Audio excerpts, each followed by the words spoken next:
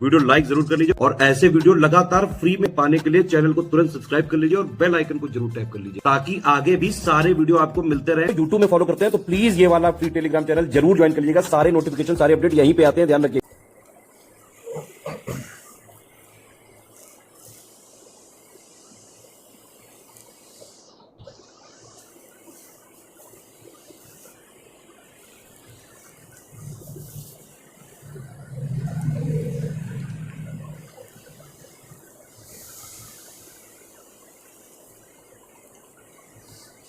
नमस्कार साथियों, स्वागत है आप सभी का स्टडी फॉर सिविल सर्विसेज में। ये क्लास है हमारी बीईओ, पीसीएस और आरओ की परीक्षा के लिए प्रीवियस ईयर क्वेश्चंस की। यहाँ पर जो सीरीज हमने शुरू की है वो है हिस्ट्री की। इससे पहले ज्योग्राफी के करीब 250 से 275 क्वेश्चन हम लोग ऑलरेडी लगा चुके हैं। आपने नहीं देखा है, जाकर के देखिए। और अब हम स्टार्ट कर रहे हैं हिस्ट्री को। तो हिस्ट्री के जितने भी इंपॉर्टेंट प्रश्न हैं, ना केवल उनको बल्कि जो उनके ऑप्शन हैं, जो उनकी संबंधित व्याख्या है, वो भी बहुत डिटेल में हम लोग यहाँ एनालाइज कर रहे हैं। तो अगर आप पहली बार चैनल पर आए हैं तो वीडियो की क्वालिटीज़ देखकर एक बार इसको सब्सक्राइब जरूर कर लें। और जो भी आपके यार दोस्त तैयारी कर रहे हैं पीसीएस 2024 के लिए, बीईओ 2024 के लिए, उन्हें आज ही रिकमेंड करिए हमारा चैनल, जिससे उनकी भी तैयारी अच्छे से हो सके। ठीक है, चलो सही है। प्रश्न नंबर 10 तक हमने देख लिया था, अभी हम 11 से बात करेंगे। ठीक है, चले। एक तरफ सूची फर्स्ट है, एक तरफ सूची सेकंड है। टॉपिक जुड़ा हुआ है मुगल प्रशासन से, मुगल प्रशासनिक व्यवस्था से जवाब है, मतलब सवाल है, आपको इसका आंसर करना है। एक तरफ बादशाह है, एक तरफ है इनके दीवान, अकबर, जहांगीर, शाहजहां, औरंगजेब। और दीवान है ग्यास बेग, एतमाउद्दौला, असद खान, मुजफ्फर खान और सादुल्ला खान। इनको हमें मिलाना है। पहले इनका आंसर करेंगे, फिर इसकी व्याख्या करेंगे। देखो, सबसे पहले यहाँ पर अगर हम अकबर की बात करें तो अकबर का जो दीवान है वो है मुजफ्फर खान। ठीक है। जहांगीर का दीवान है ग्यास बेग, एतमाउद्दौला। शाहजहां का दीवान है सादुल्ला खान और औरंगजेब का दीवान है असद खान। ये इसका जवाब हुआ। अब हम बात करें कि दीवान क्या है, दीवान क्या होता है। तो देखो साथियों,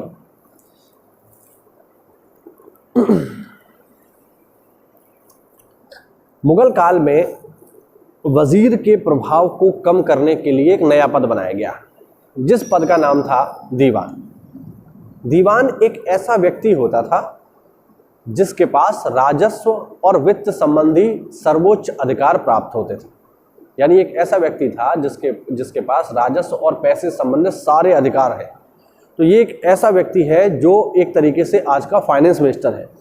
इसको इसलिए बनाया गया था जिसके लिए, मतलब जिससे जो वजीर है, जो प्रधानमंत्री है, उसके अधिकारों को कम किया जा सके। क्योंकि मुगल काल में वजीर का पद बहुत बड़ा होता था, बादशाह के बाद सबसे ताकतवर पद वही होता था। तो उसकी शक्ति को कंट्रोल करने के लिए इस पद का निर्माण किया गया। अब अलग अलग राजाओं के समय पे अलग अलग दीवान हुए। जैसे अगर हम अकबर के समय की बात करें तो अकबर के समय पर रहा है मुजफ्फर खान। जहांगीर की हम बात करें तो जहांगीर के समय का जो दीवान है ये काफ़ी महत्वपूर्ण है, मिर्जा ग्यास बेग, एतमाउद्दौला। इन्हीं के बारे में थोड़ा सा बातचीत करते हैं। एतमाउद्दौला जो है ये ससुर है किसके, जहांगीर के। और ये पिता है किसके, ये पिता है नूरजहां के। नूरजहां, आपने जरूर से नूरजहां का नाम सुना होगा। नूरजहां जो है ये विधवा थी अली कुली की। ठीक। और इनको बाद में सेवा में लगा दिया गया अकबर की पत्नी के। और वहाँ से जो है ये मुगल दरबार में आई। और एक बार नवरोज के उत्सव में जहांगीर यानी सलीम की नज़र नूरजहां पर पड़ी। इनका जो है नैन मटक्का हुआ और जब ये इनकी नज़रें मिली तो इनको प्रेम हो गया और बाद में जहांगीर ने इनसे विवाह कर लिया। ठीक है।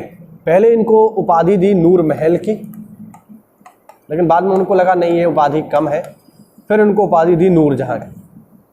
नूर महल का मतलब है महल का नूर, नूर मतलब रोशनी, प्रकाश। तो पहले इसने इनको उपाधि दी कि ये तो हमारे महल का प्रकाश है, इन्हीं की वजह से हमारे महल में रौनक है। बाद में उसने कहा नहीं, महल की बात नहीं है, अब ये पूरी दुनिया की रौनक है। इसीलिए उन्होंने इनको बाद में उपाधि दी किसकी? नूर जहां की।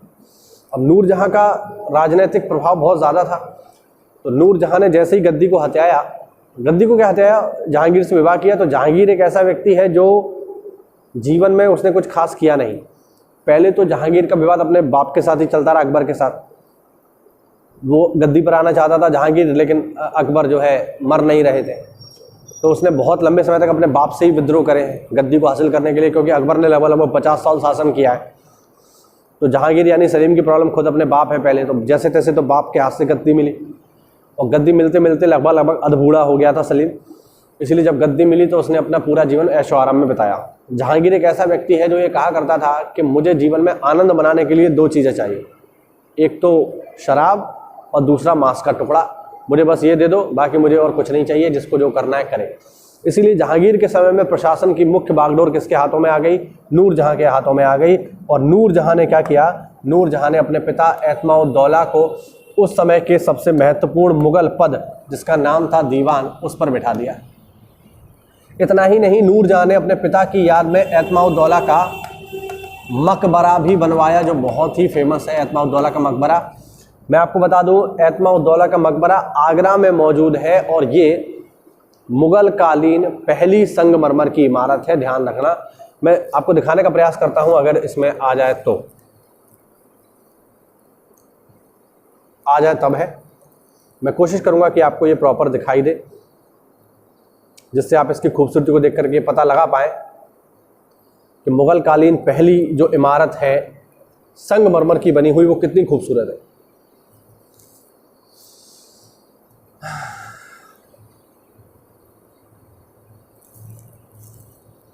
इंटरनेट बस हमारा साथ दे दे थोड़ा सा। चलिए, एतमाउद्दौला का मकबरा।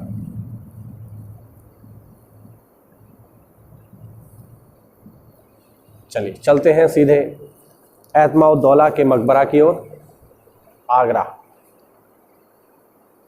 ये जो आप देख रहे हैं स्क्रीन पर, शायद थोड़ा बहुत ऐसे समझ में नहीं आएगा, मैं इसके फोटोज लगाता हूँ तब आपको समझ में आएगा। ये आप देख रहे हो, ये यमुना रिवर है काली काली, ये देखो, ये उम्मीद करता हूं आपको दिखाई दे। ये जो शानदार इमारत आप देख रहे हैं, ये है एतमाउद्दौला का मकबरा, आगरा में है। और मुख्य बात जो एतमाउद्दौला के मकबरे की है वो ये कि एतमाउद्दौला का मकबरा भारत में संगमरमर से बनने वाली पहली इमारत है। याद रखना, अंदर से इस तरीके की नक्काशी, एक खूबसूरत नक्काशी यहाँ पर आप देख सकते हैं, पित्रादुरा शैली का शानदार प्रयोग, ये का शानदार प्रयोग, ये देखिए। तो ये जो चीजें आप यहाँ देख रहे हो, ये सब है किसके अंतर्गत? एतमाउद्दौला के अंतर्गत। और ये जो इमारत आप देख पा रहे हैं, ये भारत में बनने वाली संगमरमर की पहली इमारत है। तो इससे आप ये अंदाजा लगाइए कि कितना महत्वपूर्ण प्रशासन में हस्तक्षेप था नूर जहां का जहांगीर के समय में। इसीलिए ये मैंने आपको दिखाया, ठीक है। ये जो आप कलाकारी देख रहे हैं, ये इस कलाकारी को कहा जाता है पित्रादुरा शैली, ठीक है। ये भी पेपर में पूछा जाता है। चलिए अब सवाल पे वापस लौटते हैं। समझ आया आपको? हाँ, अच्छा, एक पॉइंट मैं आपको यहाँ और बताना चाहूँगा। बिल्कुल, एतमाउद्दौला की बात हुई, यहाँ पे नूरजहां की बात हुई, तो नूरजहां की माँ से जुड़ा भी एक पॉइंट मैं आपको जरूर बताना चाहूँगा यहाँ पे, क्योंकि उसकी माँ भी बहुत कलाकार है। नूरजहां की माँ का नाम है असमत बेगम। ये कौन है? ये है असमत बेगम। और असमत बेगम ही वो महिला है जिन्होंने गुलाब से इत्र बनाया। गुलाब से इत्र यानी परफ्यूम। तो गुलाब से इत्र बनाने की विधि की खोज करने वाली महिला जो है वो नूरजहां की माँ है, यानी पूरा खानदान ही कलाकार है। नूरजहां की माँ जो है इत्र बना रही हैं, बात समझ रहे हो? नूरजहां की माँ गुलाब से इत्र बना रही हैं, बाप जो है दीवान के पद पे बैठा है। और ये सब हो किसकी वजह से रहा है? ये सब एक ही व्यक्ति की वजह से हो रहा है, और वो व्यक्ति है स्वयं नूरजहां। तो आप देख लो बेटी कितनी महत्वपूर्ण है।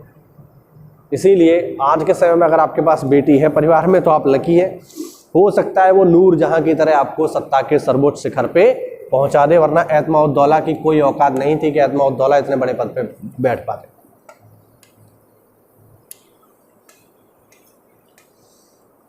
अब ये तो देखिए अलग ही टाइप का सवाल है भाई। ये सवाल मुझे याद आ रहा है, इस सवाल को मैंने आपको जब हम ज्योग्राफी की क्लास पढ़ रहे थे तब मैंने एक्सप्लेन किया था, है ना। चलिए सॉल्व करते हैं इसको। अब ज्योग्राफी का है, आ गया है तो कर देते हैं। देखो, होकेरा आर्द्रभूमि है गुजरात में। पॉइंट कैलीमेर ये आपको मिलेगा अंडमान निकोबार में। सोमुरारी झील मिलेगी सोमुरारी झील मिलेगी कहाँ पे आपको, ये मिलेगी लद्दाख में। और वुलर झील मिलेगी आपको जम्मू और कश्मीर में। ठीक, हाँ। अब इसका आंसर करिए आप लोग, अब तो कर ही लोगे। कौन सा रामसर आर्द्रभूमि स्थल भारत के किसी राज्य में है?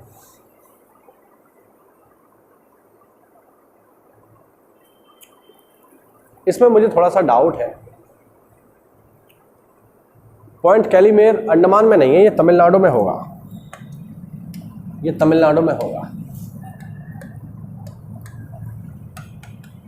ठीक है। और होकेरा कहाँ पर है? होकेरा जो होगा संभवतः ये मिलेगा आपको अंडमान में, जहाँ तक मैं याद कर पा रहा हूँ। आप लोग अगर मैं गलत हूँ तो मुझे सही कर देना, ठीक है। होकेरा जो है ये संभवतः अंडमान में है। इसको एक बार चेक कर लेना आप लोग। तो इसका जो सही जवाब हो जाएगा वो हो जाएगा ऑप्शन बी। क्यों? क्योंकि शेष 3 जो है यूनियन टेरिटरी है और ये जो है केवल एकमात्र पूर्ण राज्य है तमिलनाडु में। ठीक है। अगर मैं गलत हूँ तो आप मुझे सही कर देना, कोई दिक्कत नहीं। हिस्ट्री क्लास में अचानक से ज्योग्राफी का क्वेश्चन घुसाया। 1817 में डेविड हेयर द्वारा प्रसिद्ध हिंदू कॉलेज की स्थापना। बिल्कुल अभी कुछ देर पहले ही, मतलब कुछ देर पहले तो नहीं, अंतिम क्लास में, मेरे लिए तो कुछ देर पहले ही है बट आपके लिए वो अंतिम क्लास होगी।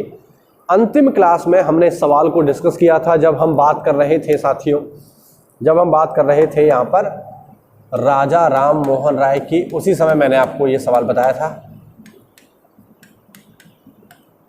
राजा राम मोहन राय की हम बात करें तो राजा राम मोहन राय ने 1817 में कलकत्ता में डेविड हेयर के सहयोग से हिंदू कॉलेज की स्थापना की। सही जवाब क्या होगा? कलकत्ता हिंदू कॉलेज। और राजा राम मोहन राय ने ही बनाया था ब्रह्म समाज। पेपर में पूछा जाता है ब्रह्म समाज का सिद्धांत किस पर आधारित है? तो साथियों हमेशा ध्यान रखेंगे ब्रह्म समाज जो है वो एकेश्वरवाद के सिद्धांत पर काम करता है। एकेश्वरवाद क्या है? कि ब्रह्मा ही एकमात्र ईश्वर है, यानी ईश्वर अलग अलग नहीं है, एक ही ईश्वर है और वो है स्वयं ब्रह्मा। ऐसा उन्होंने क्यों किया? क्योंकि राजा राम मोहन राय के ऊपर ईसाईयत का प्रभाव बहुत ज़्यादा था और जितने भी अब्राहमिक रिलीजन हैं, चाहे वो यहूदी हो, चाहे मुस्लिम हो या ईसाई हो, ये सब एक ईश्वर में भरोसा रखते हैं। और जैसा कि मैंने आपको बताया कि राजा राम मोहन राय के ऊपर ईसाईयत का प्रभाव बहुत ज़्यादा था, इसीलिए उन्होंने मोनोथीस्ट गॉड की जो है कल्पना की, यानी एक ईश्वरवाद की कल्पना की कि ईश्वर एक है। हिंदुओं में एक ईश्वरवाद की कल्पना नहीं है, हमारे यहाँ बहुत सारे ईश्वर की पूजा की जाती है एक ही समय पर। अब एक तरफ स्मारक है और एक तरफ है निर्माता। अटाला देवी मस्जिद, इसको किसने बनवाया है? छोटा सोना मस्जिद, इसको किसने बनवाया है? और इब्राहिम शाह और कदम रसूल, इसको किसने बनवाया है? और अदीना मस्जिद, इसको किसने बनवाया? ये आपको बताना है। देखो जरा,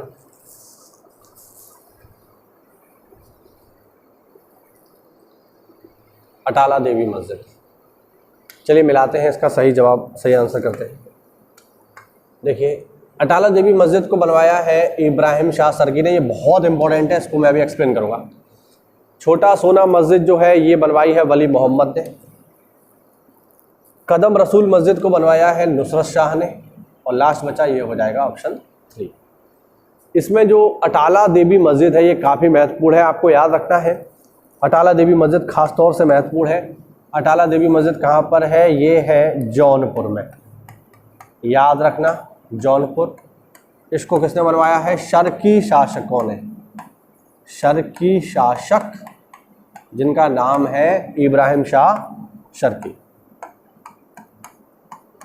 इसने इनको बनवाया है। तो ये आपको याद रखना है, इंपॉर्टेंट है, काफ़ी महत्वपूर्ण, ठीक है। ये पेपर में कई बार आ चुका है, यूपी स्पेशल में।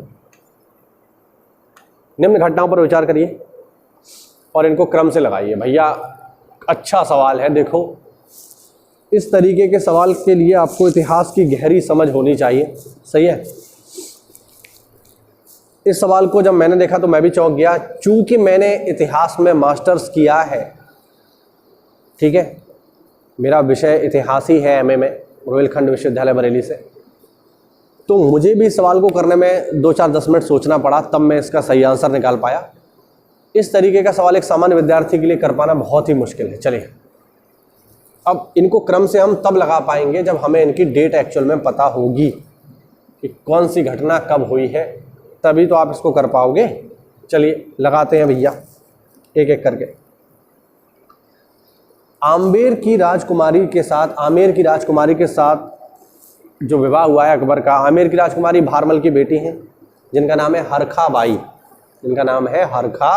बाई। इनके साथ अकबर का विवाह हुआ है 1562 में। साथियों याद रखना, इतिहास में अकबर के साथ जोधाबाई नाम की किसी महिला का कोई उल्लेख नहीं है। याद रखेंगे, अकबर का जो विवाह हुआ है वो भारमल की बेटी हरखा बाई के साथ हुआ है, लेकिन नाटकों में, टीवी में, पिक्चर में ये बहुत ज़्यादा चलता है, इसीलिए लोगों ने ये मान लिया है कि जोधाबाई पत्नी है किसकी? अकबर की है। वास्तविकता में जोधाबाई नाम की कोई पत्नी अकबर की नहीं थी। अकबर की जिस हिंदू पत्नी का जिक्र आप लोग टीवी वगैरह में देखते हैं उसका वास्तविक नाम हरखा बाई है, जोधाबाई नहीं है, ठीक है। और जहाँ पर जो शादी की बात चल रही है 1562 में, हरखा बाई के साथ ही शादी हो रही है, जोधाबाई के साथ नहीं हो रही है। जोधाबाई तो ऐसे ही लोगों ने बना दिया है, ठीक है। तो ये विवाह हुआ है 1562 में। तुकारोई का जो युद्ध हुआ है ये हुआ है 1575 में।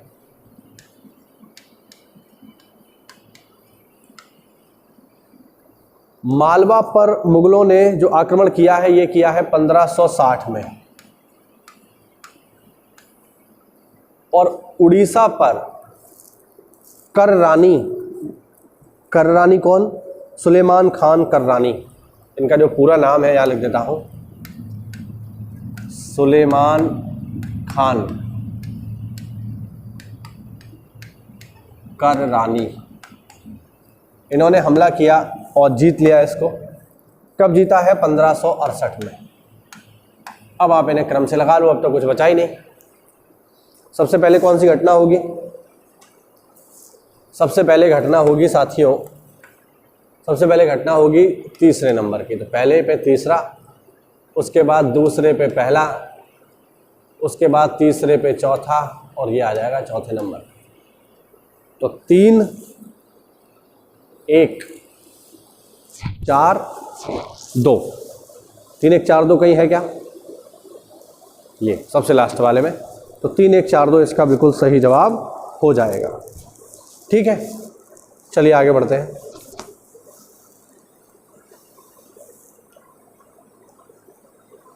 ठीक है,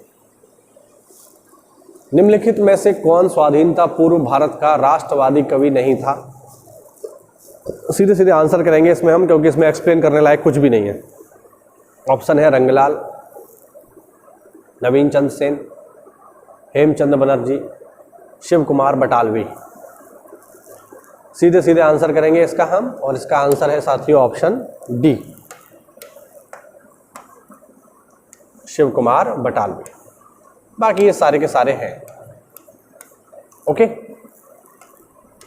चलिए, नटराज भगवान के बारे में कौन सा कथन सही है? बहुत ही बेहतरीन सवाल। यह मूर्ति नृत्य करते हुए 4 हाथों वाले शिव का प्रतिनिधित्व करती है। दूसरा, अपने दाएं कान में वह एक पुरुष का कुंडल पहने हैं और बाएं कान में महिला का। अब इनमें से कौन सा कथन सही है? इस कथन की जांच करने से पहले क्यों ना हम वो मूर्ति देख लें, तो कोई समस्या ही खत्म हो जाएगी। चलिए उस मूर्ति को हम डायरेक्टली देख लेते हैं और फिर इस समस्या को ही खत्म करते हैं। चलिए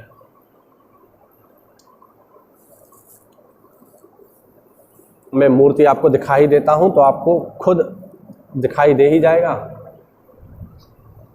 आपको चेक कर लेना कौन कौन से कथन सही है।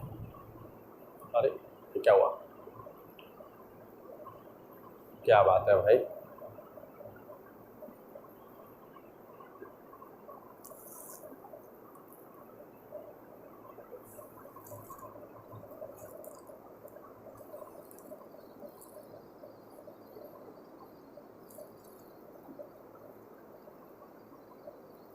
और अच्छा इमेज निकालता हूं इनका, जिससे आपको और प्रॉपर सही से मैं आपको दिखा पाऊँ।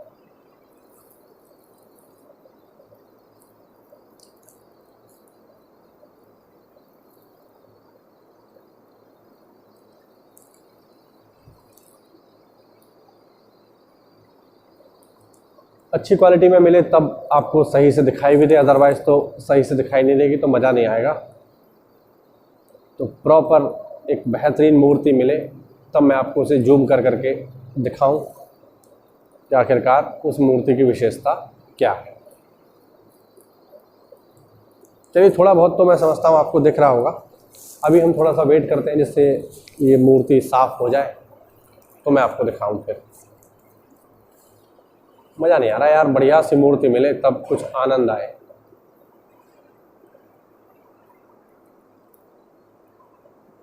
HD में मिले भाई, HD में। हाँ बिल्कुल अब मिली है, देखो। इसको मैं बाहर निकाल लेता हूँ जिससे आपको ये प्रॉपर मैं एक्सप्लेन कर पाऊँ। चलिए ये है हमारी नटराज की प्रतिमा, इसकी हमें व्याख्या यहाँ पर करनी है। बिल्कुल आपको दिखाई दे रही होगी, ये देखो। अब इस प्रतिमा में अगर आप ध्यान दें तो ये जो प्रतिमा है, ये प्रतिमा है भगवान शिव की। याद रखना ये प्रतिमा किसकी है? ये प्रतिमा है शिव की, और ये शिव की नृत्य मुद्रा है। दूसरा ध्यान रखेंगे, ये इनके क्रोध वाला डांस है, क्रोध में नृत्य। जब वो गुस्से में आकर के डांस करते हैं तब।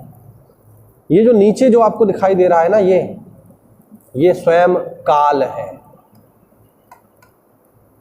इस नटराज में भगवान शिव का आधा रूप स्त्री का है और आधा रूप पुरुष का है, ध्यान रखना। ठीक है, ये आप देख लो, ये इनके हाथ है। कितने हाथ हैं इनके? तो 1 2 3 और 4। एक हाथ, दूसरा हाथ, तीसरा हाथ और चौथा हाथ। एक हाथ में यहाँ पर आपको मिलेगा, ये है डमरू। ठीक है, कुंडल की बात करें तो एक तरफ स्त्री का रूप है, ये यहाँ पर कुंडल है, और यहाँ पर कोई कुंडल नहीं है, ये प्लेन है। सही है। और इस तरीके से ये जो रूप है ये है भगवान शिव का। समझ आया आपको? सही है ना? अब जो सवाल था हमारा वो देखते हैं। सवाल था कि यह प्रतिमा 4 हाथों वाले शिव का प्रतिनिधित्व करती है। तो अभी जस्ट मैंने आपको दिखाया ना, अभी जस्ट मैंने आपको दिखाया 4 हाथ है, नहीं 1 2 3 4, और आधा शरीर स्त्री का है, आधा पुरुष का है, नीचे एक काल दबा हुआ है, और डांसिंग फॉर्म है, वो भी गुस्से वाला। तो अब आप इस सवाल को कर पाओगे कि नहीं कर पाओगे? अब तो कर ही लोगे।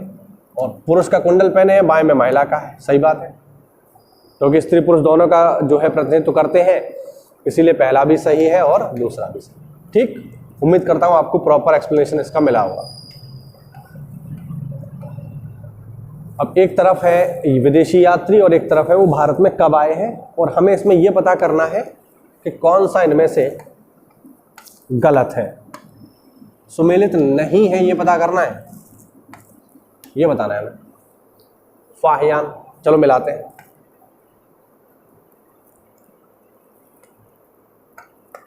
चलिए फाहियान की मैं बात करूं तो फाहियान भारत में 379 में ही आया है, बिल्कुल सही बात है, ठीक है ना। हवेनसांग 629 में ही आया है, बिल्कुल सही है। इत्सिंग जो है वो 679 में नहीं आया है, बल्कि ये आया है 672 में, याद रखना। ये कब आया है? 672 में। यहाँ के लिखा हुआ है 679, तो ये गलत है, ठीक। और अल मसूदी जो है 957 ईस्वी में आया है। ऑप्शन सी इसका करेक्ट है। आप लोग मुझे कमेंट करके कुछ सवालों के जवाब देना कि फाहियान किसके समय पे आया, हवेनसांग किसके समय पे आया, इत्सिंग किसके समय पे आया और अल मसूदी किसके समय पे आया। ये मैं आपको होमवर्क दे रहा हूँ, आप लोग इनके बारे में पता करना। और अगला वीडियो जब मैं बनाऊँ तो उसके वीडियो के नीचे कमेंट करना कि ये फाहियान किसके समय में आया है, हवेनसांग किसके समय में आया है, इत्सिंग किसके समय में आया, अल मसूदी किसके समय में आया, ठीक है ना। ठीक है, हाँ, तो ये याद रखना। अच्छा, इनमें आपको ये भी याद रखना है कि इनकी बुक्स भी हैं, ठीक है। फाहियान की बुक है फू को की, और हवेनसांग की बुक का नाम है सी। ये बुक्स आप इनकी याद रखना, सी यू की, तो इनकी बुक्स भी आपको याद रखनी है। आगे देखेंगे, निम्नलिखित में से किन राजाओं को जनता द्वारा प्रत्यक्ष रूप से चुना गया? हर्षवर्धन, गोपाल, यशोवर्मन या नंदीवर्मन, पल्लव मल्ल। चलिए आंसर करते हैं सीधे सीधे। इनमें दो राजा ऐसे हैं जिनको स्वयं जनता ने चुना, पहला है गोपाल और दूसरा है नंदीवर्मन पल्लव मल्ल, ठीक। तो दूसरा भी सही है और चौथा भी सही है, ठीक है ना। ऑप्शन 2 और 4 करेक्ट है। आगे देखिए, दिल्ली सल्तनत के किस सुल्तान के काल में शाही महलों में हिंदू देवी देवताओं की पूजा होती थी?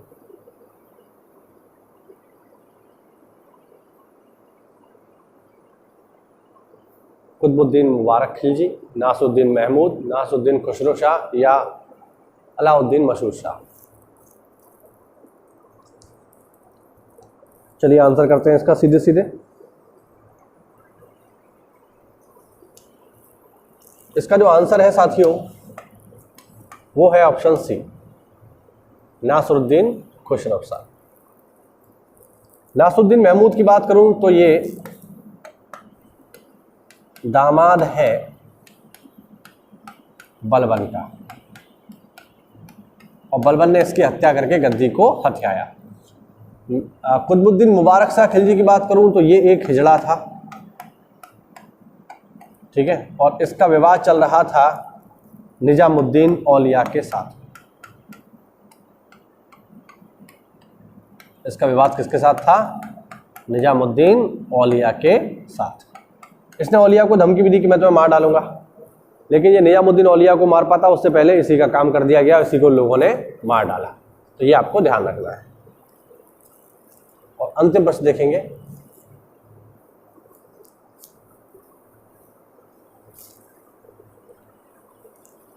निम्नलिखित में से किस सुल्तान ने साम्राज्य की सीमाओं की सुरक्षा हेतु एक विशेष सेना को नियुक्त किया? ऑप्शन ए है इल्तुतमिश, नासरुद्दीन महमूद, बलबन और अलाउद्दीन खिलजी। चलिए पहले इसका आंसर हम देखेंगे, फिर आगे बढ़ेंगे।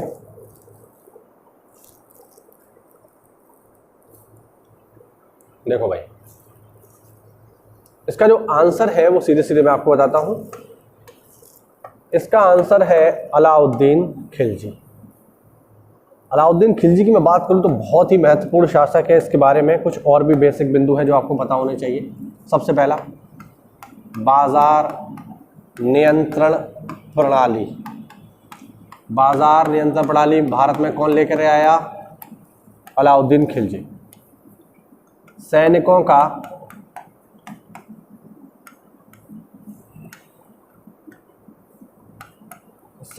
का हुलिया और नगद वेतन इसी ने देना शुरू किया, इससे पहले कोई नहीं देता था। अलाउद्दीन खिलजी वो व्यक्ति है जिसने दक्षिण भारत पर सर्वप्रथम हमला किया। सबसे पहले तो अलाउद्दीन खिलजी इस मामले में बहुत ही एडवांस है कि अलाउद्दीन खिलजी ने दक्षिण भारत पर हमला किया और किसको जीता? रामचंद्र देव को जीत लिया, जो देवगिरी के राजा थे। दक्षिण पर हमला करने के बाद अलाउद्दीन खिलजी को एहसास हुआ कि उत्तर भारत में कुछ नहीं है, असली सोना तो दक्षिण भारत में भरा पड़ा है। और इस तरीके से उत्तर भारत के जो मुस्लिम आक्रमणकारी थे उनकी दिशा मुड़ जाती है दक्षिण की तरफ, जहां से उन्हें अपार मात्रा में धन, संपत्ति और वैभव की प्राप्ति होती है। तो अलाउद्दीन खिलजी इस मामले में बहुत ही एडवांस व्यक्ति है, आपको इसके बारे में पता होना चाहिए। बात करूं इल्तुतमिश की, तो इनके बारे में भी एक आध दो पॉइंट है, वो आप जान लो। जैसे चालीसा, याद रखना, चालीसा का गठन किसने किया है? चालीसा का गठन किया है इल्तुतमिश ने। इल्तुतमिश की ही बेटी है जिसका नाम है रजिया, और रजिया है भारत की पहली महिला, मतलब पहली मुस्लिम महिला शासिका। ऐसा नहीं है कि हिंदुओं में किसी महिला को मौका नहीं मिला राजा बनने का, ऐसा नहीं। आप दक्षिण भारत में जाओगे तो रानी चेन्नम्मा का इतिहास है, लेकिन मुसलमानों में अगर हम देखेंगे तो पहली महिला मुस्लिम शासिका जो है वो रजिया ही है। ठीक है, तो ये है बलबन। मैंने आपको बताया बलबन तो अपने दामाद नासरुद्दीन महमूद को मार के गद्दी पे बैठा है। ठीक है, और बलबन के बारे में एक पॉइंट मैं आपको और बता दूं कि बलबन जो है ये वो व्यक्ति है जिसने चालीसा को समाप्त किया। चालीसा समाप्त। बलबन ही वो व्यक्ति है जिसने दरबार में नौरोज का उत्सव मनाना शुरू किया, जो मुगलों के समय तक चलता रहा। बलबन के बारे में कहा जाता था कि बलबन अपनी ज़िंदगी में कभी नहीं मुस्कुराया, किसी भी व्यक्ति ने बलबन को मुस्कुराते नहीं देखा। बलबन ने अपना राजत्व का सिद्धांत भी प्रस्तुत किया, जिसमें वो कहता था कि मैं अल्लाह का नूर हूँ, मैं जिल्ले इलाही हूँ और मेरे ऊपर अल्लाह की विशेष कृपा है, इसलिए कोई भी साधारण व्यक्ति मुझसे मिल नहीं सकता। ऐसा कथन था बलबन का, इसलिए बलबन का राजत्व सिद्धांत बहुत ज़्यादा फेमस है। इसी प्रकार का राजत्व का सिद्धांत जो है अलाउद्दीन खिलजी ने भी पेश किया, लेकिन वो उतना सख्त नहीं है जितना बलबन का था। तो बलबन का राजत्व सिद्धांत कई मायनों में महत्वपूर्ण है, जो उसे एक बिल्कुल ईश्वर की तरह प्रतिबिंबित करता है। ये हुआ साथियों आज का हमारा वीडियो। उम्मीद करता हूँ आपको इस वीडियो में नई जानकारी मिली होगी। तो ऐसा है तो वीडियो को लाइक करिए, एक भी पॉइंट अच्छा लगा हो तो प्लीज़ इसको सब्सक्राइब करिए। मिलते हैं अगली क्लास में, तब तक के लिए जय हिंद, जय भारत, वंदे मातरम।